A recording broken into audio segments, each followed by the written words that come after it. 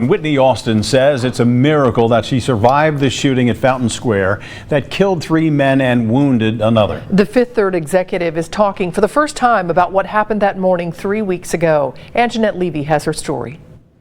It was a typical I'm headed to Cincinnati morning, except for I left a little bit later than usual. But the mundane Thursday morning changed quickly for Whitney Austin.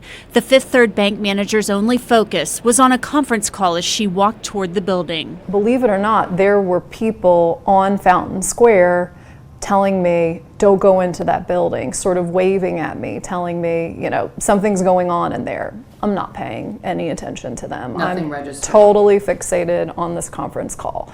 Austin walked toward the revolving door. Immediately as I pushed that door is when I was hit with the bullets. I tried to get up, I tried to get out of that revolving door, but I just didn't have the strength. I knew I had been shot, I knew I was in pain, and my brain started to go through, just like work and at home, problem solve. How can I get out of this situation? Austin says she started to cough up blood and reached for her phone to call her husband, only to be shot again.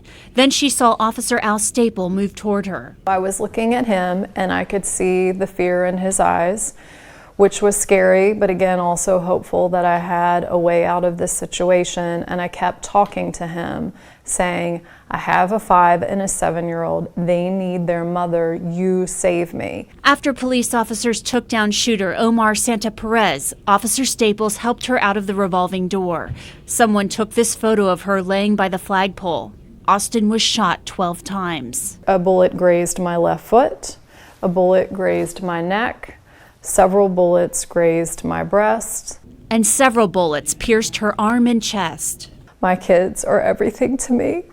That was my motivation through all of it. She doesn't know why she was spared, and Luis Calderon, Prudvi Raj Kandepi, and Richard Newcomer were not. When I cry, it's because I think about Louise and Prudvi and Richard.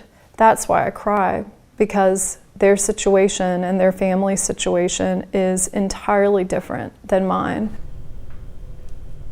Whitney Austin says she's not a Democrat or a Republican. She says she votes based on issues. So she set up the Whitney Strong Foundation to bring together people who can come up with good solutions to addressing gun violence in this country. We'll hear more about that tonight at 11. Cammie? Very brave woman, Anjanette, thank you. Austin has already had 7 hours of surgery to repair her arm. She is undergoing physical therapy and will have more reconstructive surgery on her arm.